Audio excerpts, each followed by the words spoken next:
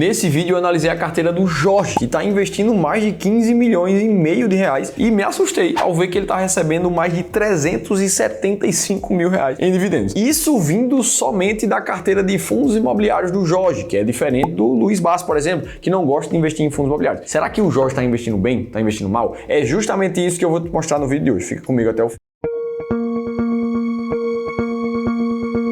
Vamos primeiro de tudo dar uma olhada na carteira do Jorge aqui, como é que ele está de forma macro, como é que ele está alocado. Primeiro de tudo a gente já vê que tem pouco mais de 3 milhões e 300 em renda variável e o restante dos 8 milhões e 200 mil está em renda fixa, dividido em renda fixa inflação, pós-fixada, pré-fixada. Tem mais de 3 milhões e 800 aqui em outros ativos também. E na parte de renda variável a gente já vê que ele tem um peso muito maior para fundos imobiliários mesmo. A gente vai falar um pouco mais sobre isso. E nessa outra página a gente consegue ver de forma detalhada cada um dos ativos do Jorge, que a gente vai detalhar um pouco mais. Então, sim, essas carteiras desses vídeos aqui, elas são reais. Inclusive, você pode agendar uma das 7 vagas de análise de carteira que a gente liberou essa semana para quem assiste aqui o canal. É só preencher o formulário que eu te mostrei nesse link aqui em cima, também vai estar no link da descrição do vídeo. E não tem problema nenhum se você tem muito menos de 15 milhões de reais ou muito mais. A gente vai falar com praticamente todo mundo que se inscrever lá. Agora, tem que ser rápido porque as vagas são limitadas. Primeira coisa que a gente vê é uma boa diversificação em termos de macroalocação. Afinal de contas, a gente vê parcelas relativamente bem distribuídas aqui. A gente fala de 20% em fundos imobiliários, outros praticamente 70%, 60% mais ou menos em renda fixa e tem 20% aqui em fundos multimercados. Então, de forma geral, é uma macroalocação ok, assim. Na parte da renda fixa, ele tem os 3 tipos de ativos, pré-fixado, pós-fixado e atrelado à inflação. E é justamente esse tipo de diversificação na renda fixa que garante que você se proteja das variações econômicas de um país, do Brasil, por exemplo. Porque se a Selic sobe, ele ganha mais dinheiro na parte pós-fixada, se a inflação sobe, ele ganha mais dinheiro na parte de inflação. Se a Selic e a inflação caem, ele garante uma remuneração maior nos títulos pré-fixados e assim ele ganha uma boa diversificação macro. Além disso, ele tem a renda mensal dos aluguéis dos fundos imobiliários ali, que são isentos de imposto de renda na carteira dele. Para investidores mais conservadores, né, mais puxados para renda fixa, assim como é o caso do Jorge, a gente até tem alocações que ficam parecidas com essa que ele fez, que é o que a gente chama de modelo equilibrado, onde 70% da carteira fica em renda fixa, com um pouquinho mais de peso para renda fixa e inflação, que tende a ter uma performance melhor no médio e longo prazo, e os outros 30% dividido em 3 classes diferentes de renda variável. Então o Jorge resolveu entrar na renda variável através dos fundos imobiliários, que são um pouco mais conservadores, já que esse é um pouco mais o perfil dele. Vou te falar um pouco mais dele pessoalmente mais pra frente. Agora, insights que a gente já tira aqui em termos de macroalocação. Por não ter uma parcela alocada em mercado internacional, ele acabou deixando algum upside, alguma valorização nos últimos anos na mesa, que é o caso do IVVB11, por exemplo, que pega todo o mercado das principais empresas lá dos Estados Unidos, valorizou mais de 186% nos últimos 5 anos. Inclusive, ele perde proteção contra o dólar, que praticamente só se valoriza desde que o dólar é dólar comparado com o real. Além disso, uma coisa que eu sempre gosto de lembrar para vocês nesse tipo de vídeo, quando a gente combina 2 ativos descorrelacionados, como é o caso do mercado brasileiro e do mercado americano, o que a gente tem no fim do dia é uma performance melhor do que qualquer um dos 2 ativos de forma individual. Então, faz sentido colocar nas carteiras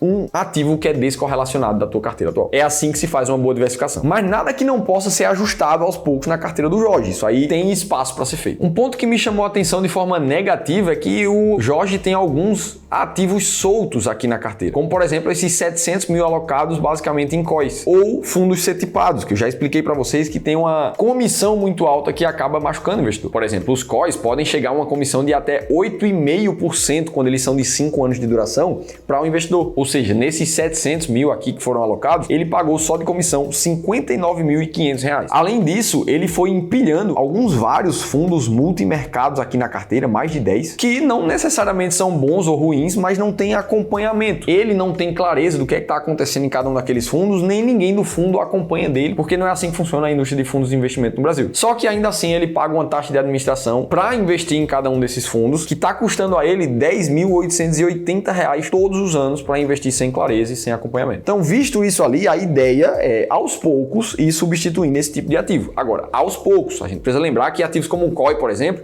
não dá para você querer ter liquidez, resgatar ele antes do prazo, uma vez que você pode perder 60%, 70% do seu valor investido se você resgatar muito antes. Então, esses ativos soltos me chamaram a atenção ali na carteira do Jorge. O terceiro ponto negativo que me chamou a atenção é a falta de estratégia para investir em créditos privados. E só para contexto, quando a gente tem um patrimônio maior, como é o caso do Jorge aqui, um dos caminhos de ganhar mais eficiência investindo em renda fixa é realmente partir para os créditos privados, uma vez que o Fundo Garantidor de Crédito, o FGC, ele garante somente até 1 milhão de investimentos. Para ele já passou desse valor já faz muito tempo. E aqui na carteira dele a gente vê vários créditos privados, debêntures, CRIs, CRAs, inclusive várias delas com taxas interessantes. CDI mais 2,8, isento de imposto de renda, IPCA mais 8,9, IPCA mais 7, tudo isento de imposto. Só que o grande ponto de uma estratégia de crédito privado é que a gente precisa ter muita atenção aos emissores desse crédito. Uma vez que se essas empresas chegarem a falir ou pedirem recuperação judicial, existe a chance de você perder todo o capital investido. Ou seja, a gente tem um ativo que tem rentabilidade limitada, mas risco de todo o capital. É por isso que o ponto principal é analisar os emissores, como é que está a saúde financeira de cada um deles. Aqui no Clube do Valor, a gente tem uma estratégia muito bem desenhada para selecionar emissores de crédito privado, como é o caso da própria SmartFit, por exemplo, que aparece nesse momento como aprovada, como saudável financeiramente em termos de crédito privado. E aqui na carteira do Jorge, a gente vê um CRI da SmartFit com CDI mais 1,8 de rentabilidade. Em compensação, existem outros como o CRA Fazendão, com uma taxa muito boa, só que com um risco muito maior também, que na grande maioria das vezes não faz sentido de se obter, somente para tentar ganhar 1% a mais no ano. Então essa falta de estratégia para selecionar realmente os créditos privados e os emissores me chamou a atenção. Além disso, na parte de renda fixa, ele pode diversificar melhor entre as classes de renda fixa. Dá para ter um pouco mais de pré-fixado aqui na carteira, por exemplo, uma vez que hoje ele tem somente 9% de toda a alocação nessa classe. Ponto número 4 que me chamou a atenção é a concentração em alguns fundos imobiliários específicos dessa carteira, como é o caso do RBRY11, o PVBI11 e o XPHF11, enquanto alguns outros fundos da carteira estão aqui perdidos, com menos de 2, 3% da alocação. Então a gente está falando de basicamente 4 ou 5 fundos que têm basicamente todo o peso da classe de fundos imobiliários dele. E o problema disso é que o investidor acaba ficando muito suscetível ao risco não sistemático dos investimentos. Ou seja, o risco de algum desses fundos específicos com maior peso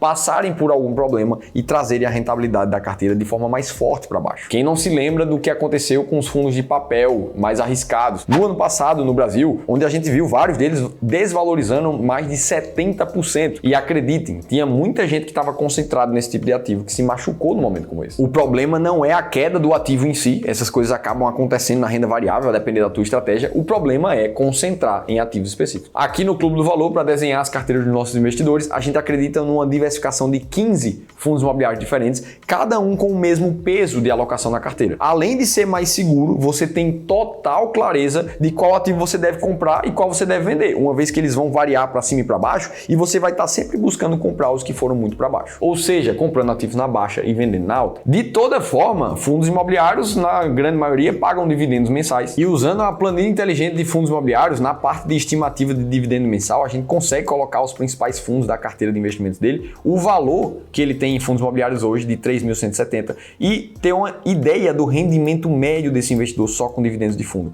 Anualmente, são mais de 375 mil reais, o que no mês dá praticamente 31 mil reais ali com dividend yield médio nessa classe de quase 1%, uma vez que o peso maior da carteira do Jorge está em ativos de papel, que tendem a repassar o rendimento através dos dividendos. Inclusive, você pode ter acesso a essa planilha para fazer a tua própria estimativa de recebimento de dividendos de acordo com a tua carteira, ou fazer análise individual de fundos imobiliários ou análise comparativas. É só baixar gratuitamente aqui nesse link ou na descrição do vídeo. Nossa equipe atualiza diariamente essa planilha aqui. E um parênteses muito importante, essa carteira precisaria de um vídeo de 1 hora aqui para a gente fazer uma análise que diga respeito a um patrimônio maior. Mas qual seria a solução inicial para os investimentos do Jorge? Basicamente, sair dessa alocação atual que ele está para uma alocação mais bem desenhada, com focos e objetivos muito claros entre classes de ativos. Inclusive, usar o próprio rendimento da carteira para ajudar nesse rebalanceamento. E se a gente olha para o backtest, ou seja, o quanto uma carteira como essa, com as estratégias do Clube do Valor, rendeu no passado, nos últimos mais de 20 anos, essa alocação de carteira entregou um resultado bruto de quase 14% ao ano. Isso já líquido de imposto de rendas, na verdade. E mesmo quando a gente abate todos os custos, a inflação, custos de serviço, a gente vê uma rentabilidade de 6,5% acima da inflação. Ou seja, para uma carteira mais puxada para o conservadorismo, isso é um baita retorno. E isso aqui faz muito sentido para o Jorge. Se a gente olha para a vida pessoal dele, ele é um empresário aposentado, já que ele construiu a empresa dele, como eu te falei, por mais de 15 anos, conseguiu vender essa empresa por um valor muito bom, que foi para a pessoa física dele. E o objetivo principal de renda passiva nesse momento do Jorge é tirar 30 mil reais dessa carteira. Todo o restante ele reinveste. Só que ele tem uns grandes desafios para fazer isso. Ele não se sente seguro o suficiente para investir investir em renda variável, queria entender melhor como encontrar oportunidades, não tem conhecimento suficiente para investir no exterior e não tem clareza se vale a pena resgatar alguns investimentos em renda fixa que ele tem. Então perceba que tanto para investir quanto para desinvestir, fazer alterações na carteira, o mais importante é você ter um plano, um passo a passo como fazer isso. Mas se a gente fosse fazer uma estimativa muito rápida de renda passiva, de quanto essa carteira gera, pegando os 15 milhões e meio que ele tem investido, se a gente pensar numa taxa de retirada média de 0,4% ao mês, que é possível para uma carteira mais conservadora, a gente está falando que essa carteira pode gerar uma renda passiva de R$62 mil.